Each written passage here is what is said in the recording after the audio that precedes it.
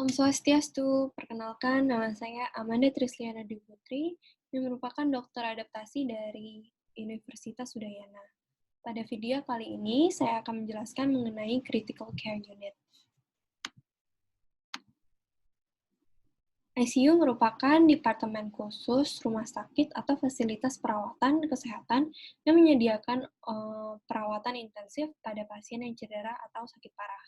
Prinsip dari critical care unit tersebut terlihat dari tenaga kerjanya dan juga alat-alatnya, di mana tenaga kerjanya tersebut kepala ICU-nya merupakan dokter spesialis anestesi yang intensivis, dan dokter jaga yang berada di ICU memiliki kemampuan ALS dan ACLS dan juga FCCS. Selain itu, dokter spesialis yang seperti internis dan juga neurosurgeon gitu tersedia untuk memberikan pelayanan yang lengkap. Rasio perawat dan pasien juga yang membutuhkan ventilasi mekanik yaitu 1:1 atau mungkin 1:2 bagi pasien yang tidak membutuhkan ventilasi mekanik. Selain tenaga kerjanya, alat-alat di ICU pun juga sangat lengkap, terdiri dari ventilasi mekanik, alat-alat hisap, monitoring invasif dan juga non-invasif, defibrilator, EEG, bronkoskopi, hemodialisis, dan juga CRRT. Jadi sangat lengkap. Selanjutnya, perawatan kritis ini dapat ditemukan dari berbagai lingkungan dan juga spesialisasi. Jadi ICU itu ada dibagi lagi menjadi beberapa ICU gitu. Ada general ICU, medical ICU, surgical ICU, trauma ICU, cardiothoracic ICU, coronary care unit, burn unit, pediatric, dan juga trauma center emergency department. Dan tujuan dari ICU ini adalah untuk pertama untuk mendiagnosis dan menata laksanakan pasien yang memiliki penyakit akut yang mengancam nyawa dan juga menimbulkan kematian, dan juga memberi bantuan yang mengambil alih fungsi vital seperti untuk pernafasannya mungkin, atau untuk terutama pernafasannya gitu, atau mungkin untuk meregulasi termodinamik di dalam tubuhnya. Yang ketiga, adanya pemantauan fungsi vital tubuh dan menata laksana terhadap komplikasi yang ditimbulkan oleh penyakit. Yang keempat, adanya pemberian dukungan psikologis pada pasien yang hidupnya bergantung pada alat atau mesin, atau juga orang lain. Klasifikasi pelayanan di ICU terdiri dari primer, sekunder, dan tersier. Ini mungkin tergantung dari jenis kelas rumah sakit yang ada. Misalkan ICU yang berada di rumah sakit tersier, di rumah sakit kelas A merupakan pelayanan ICU tersier gitu. Dan juga pasien yang memiliki ICU yang berada di rumah sakit kelas C merupakan pelayanan ICU primer, di mana mungkin yang di ICU yang primer tidak lebih lengkap. Bisa dilihat di sini, untuk pelayanan ICU primer hanya ada pemasangan kateter vena dan sentral, dan biasanya untuk pemantauan EKG pulsimetri yang non-invasif. Sedangkan untuk di pelayanan sekunder lebih lengkap, di mana adanya pemasangan kateter vena sentral dan juga arteri, dan biasanya ini tuh yang invasif. Dan untuk tersier itu mungkin yang paling lengkap, di mana ada pemasangan kateter vena sentral, arteri, Schwann-Ganz, dan juga SCP monitor. Dan bisa dilihat di sini pastinya sudah sangat invasif, seperti ICP monitor dan Schwann-Ganz, dan juga echo monitoring. Selain itu, mereka memiliki fungsi yang sama. Untuk kriteria masuk ICU itu memang ada beberapa prioritas, di mana prioritas pertama itu ICU diberikan kepada pasien yang sakit kritis, tidak stabil, dan perlu terapi invasif dan titrasi, seperti alat-alat seperti ventilator atau obat yang vasoaktif continuous gitu. Sedangkan contohnya nih pasien yang mengalami sepsis berat, gangguan asam basa yang mengancam nyawa. Nah, dalam hal ini kita dapat memberikan terapi tanpa batas. Untuk prioritas kedua, itu untuk pasien yang perlu pemantauan canggih di ICU, yang sangat berisiko apabila tidak mendapatkan terapi intensif secara segera. Contohnya pasien yang memiliki penyakit dasar paru jantung, atau gagal ginjal yang akut, atau pasien yang baru saja selesai menjalani bedah yang mayor. Pada hal ini kami akan memberikan terapi tanpa batas juga. Selanjutnya, untuk prioritas yang ketiga ini mungkin untuk pasien kritis dengan kemungkinan sembuh atau manfaat terapi di ICU sangat kecil, tanpa intubasi dan RJP. Contohnya, mungkin pasien yang sudah kehilangan kesadarannya pada pasien yang mengalami kanker dan metastasis stadium akhir. Untuk yang terakhir, untuk pasien yang tidak ada indikasinya, yaitu pasien yang menolak terapi atau sudah menandatangani surat DNR, gitu, do not resuscitate. Yang kedua yaitu vegetatif permanen, mati batang otak, dan juga stabil secara fisiologis dan secara mental. Lalu untuk contoh kasusnya bisa kita lihat mungkin pasien yang pasca bedah vaskular dan juga stabil. Lalu mungkin pasien yang mengalami diabetic ketoasidosis namun tanpa komplikasi. Gitu. Untuk kriteria masuk ICU, ini untuk di Sanglah sendiri ada form di mana yang merupakan kriteria masuk ICU.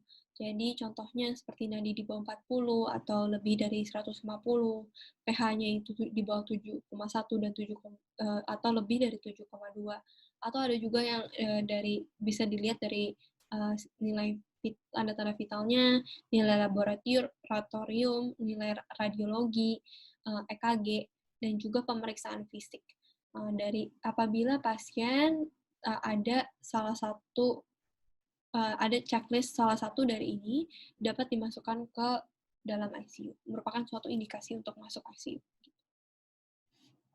Selanjutnya, untuk perawatan di ICU sendiri itu adanya fast heartbeats, yaitu merupakan suatu mnemonic untuk mnemonic checklist untuk memastikan pelayanan pada pasien yang ada di ICU itu lengkap dan sudah mencakup semua aspek yang penting pada pasien yang berada di ICU gitu.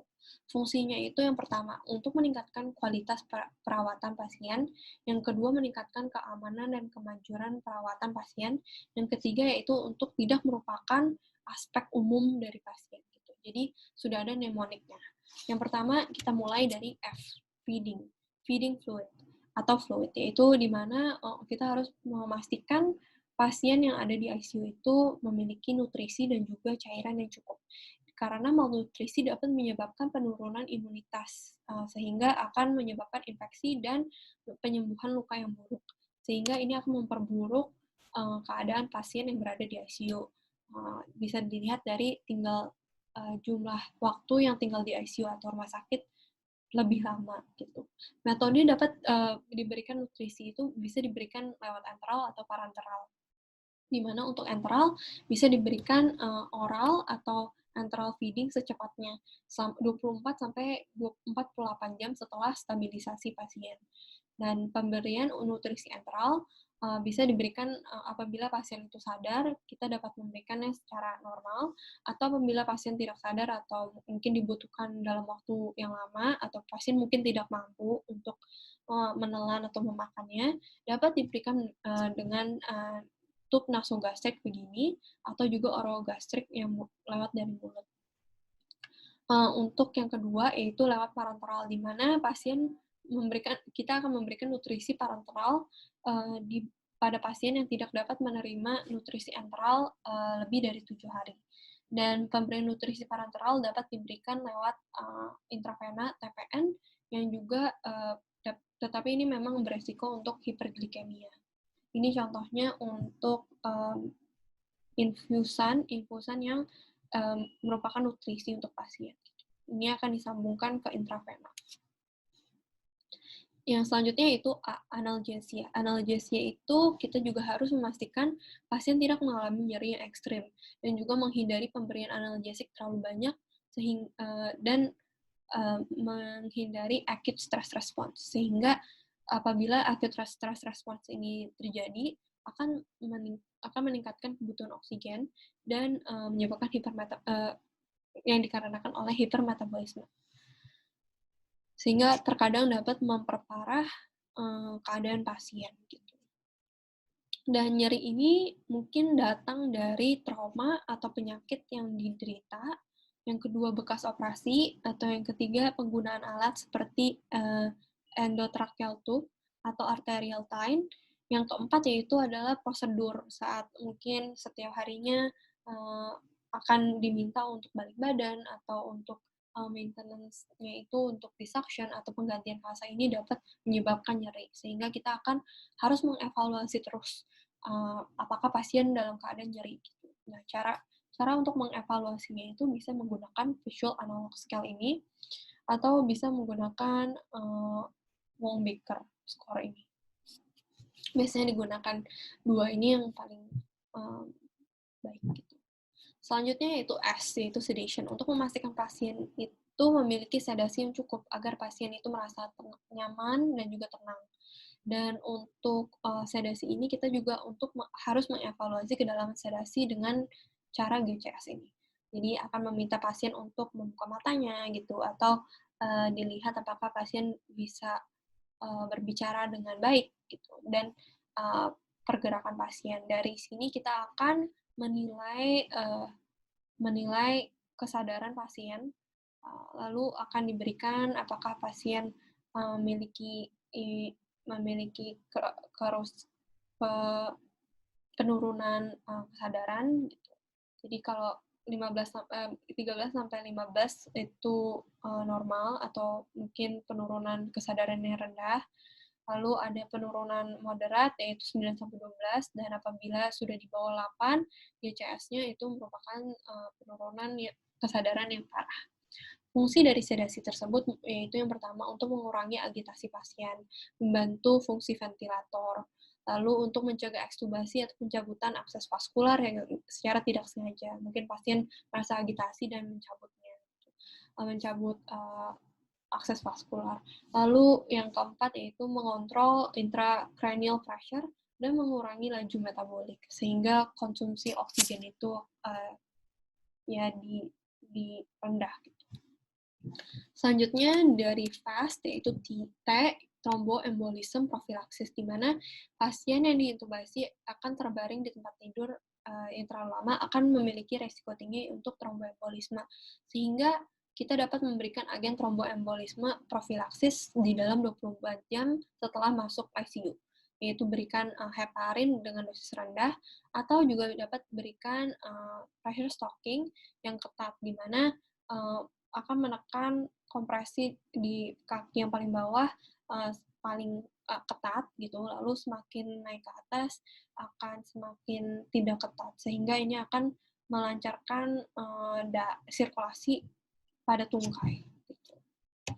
Selanjutnya, fast hug bed. Dari H itu merupakan head of bed elevation, di mana untuk kita harus menaikkan tempat tidur pada pasien sekitar 30-45 elevasi kepala pada pasien yang beresiko tinggi aspirasi atau juga yang beresiko tinggi akan mendapatkan ventilator associated pneumonia ya, atau juga VAP. Dengan elevasi kepala 30-45 ini dapat menurunkan GERD dan aspirasi saat enteral feeding, dan juga menurunkan nosocomial pneumonia yang diakibatkan oleh ventilator. Selanjutnya ada ulcer prophylaxis. Maka kenapa ini penting? Karena memang pasien yang sakit kritis atau mungkin merasakan nyeri yang begitu parah akan beresiko tinggi untuk memiliki stress ulcer, sehingga mengarah pada pasien pendarahan yang sangat signifikan, di mana terjadi di 1,5 sampai 8% pasien yang setelah diberikan ulcer prophylaxis, atau 15% tanpa prophylaxis. Sangat tinggi ya, 10 kali gitu. Nah, dengan apakah ulcer prophylaxis yang dapat kita berikan, yaitu antihistamin, proton inhibitor, lalu sukralfat. Nah, pasien-pasien yang membutuhkan ulcer prophylaxis ini yang beresiko tinggi merupakan pasien yang menjalani pengobatan koagulopati, lalu adanya menggunakan ventilator, atau pasien yang mengalami sepsis dan juga adanya gagal jantung, gagal ginjal, gagal hati, hepar gitu, atau dan lain-lain gitu, seperti korban kebakaran atau menjalani menjalani operasi yang besar. Untuk kontrol gula darah itu sangat penting juga karena hipoglikemia dan hiperglikemia memiliki komplikasi yang parah gitu untuk pasien di ICU, sehingga meningkatkan mortalitas, memperpanjang durasi tinggal di rumah sakit, meningkatkan resiko infeksi dan polineuropati, dan juga memperlambat penyembuhan gitu. Jadi manajemen untuk glycemic control itu adalah insulin. Dan apabila pasien itu gula darah sewaktunya lebih dari 150 mg per desiliter, dapat diberikan IV insulin dan dititrasi untuk memaintain gula darah itu di antara 140 sampai 180 gitu. Jadi tidak terlalu tinggi. Selanjutnya ada spontaneous breathing trial atau suplemen oksigen, di mana ini sangat penting untuk pasien yang setelah diintubasi dalam waktu yang lama. Nah, manajemennya itu yang pertama untuk memberikan spontaneous breathing trial, di mana kita akan memberikan pasien weaning procedure dan dipasang ke SIMV, di mana SIMV itu adalah Synchronized Intermittent Mandatory Ventilator selama 30 menit. Jadi pasien itu akan distimulasi untuk bernapas dengan sendiri gitu. Lalu setelah berhasil, pasien akan direkoneksikan kembali ke ventilator selama 1 jam. Dan spontaneous breathing trial ini sebenarnya sangat sukses, suksesnya tinggi karena dapat mengurangi waktu di ICU dan menurunkan resiko gagal ekstubasi dan reintubasi 48 jam setelah ekstubasi. Selanjutnya ada bowel care, di mana pada pasien yang tinggal di ICU, mereka sangat condong untuk mengalami permasalahan gastrointestinal seperti diare atau malah konstipasi. Nah, kalau misalnya pasien yang mengalami diare terus-menerus akan berujung ke dehidrasi, elektrolit yang tidak seimbang, dan hemoroid, dan berujung lagi apabila tidak ditangani dengan baik, akan mengalami anemia dan juga delirium. Nah, sebaliknya, pasien yang mengalami konstipasi maka akan merasa sangat tidak nyaman gitu, sangat begah gitu, dan adanya intoleransi feeding karena rasanya sangat kenyang dan perutnya itu distensi, dan mungkin berujung pada delirium juga. Untuk manajemennya, pertama harus mengevaluasi secara pemeriksaan fisik, di mana apakah pasien merasakan distensi, apakah bising usus terdengar, adakah nyeri perut atau nyeri tekan, adakah rigiditas, flatus, kuantitas, dan kualitas feses dari pasien. Dan setelah mengevaluasi pasien, kita mengetahui apakah pasien memiliki diare atau konstipasi atau masalah lain, kita dapat memberikan obat-obatan seperti anti diare atau laksatif atau makanan yang berserat atau juga terapi cairan. Selanjutnya, indwelling catheter removal, di mana indwelling catheter yang dimaksud itu mungkin PICC gitu, yang di sini mungkin adanya yang di CVC di sini gitu. Jadi mungkin semua indwelling catheter itu memiliki resiko untuk infeksi nosocomial. Contohnya seperti CAUTI, yaitu catheter associated urinary tract infection. Ini mungkin seperti Dower catheter.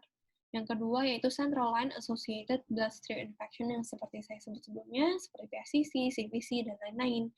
Nah, itu dapat menyebabkan infeksi apabila dibiarkan terlalu lama.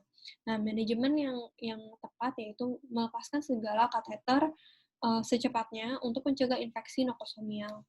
Jadi apabila sudah tidak ada indikasi, sudah tidak memerlukannya, maka akan dilepaskan. Lalu apabila masih perlu digunakan dalam waktu yang panjang, maka harus mengganti kateter tersebut setiap 7 hari.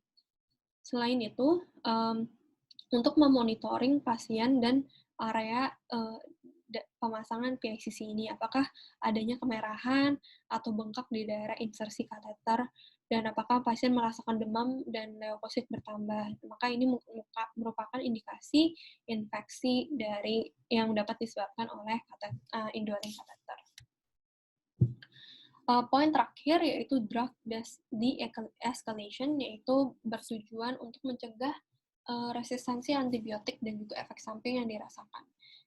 Dan manajemennya yaitu mengurangi dosis antibiotik apabila sudah tidak perlu, dan yang terakhir mengganti broad spectrum antibiotik ke narrow spectrum agar penanganan dari antibiotik itu mungkin lebih tertuju dan lebih efektif.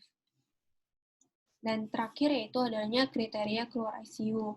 Jadi semuanya harus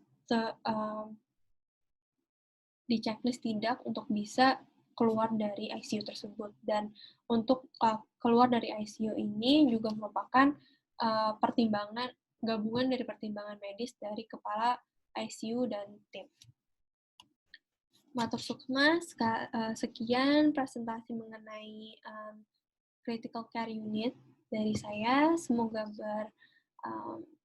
berguna. Matur sukma semuanya.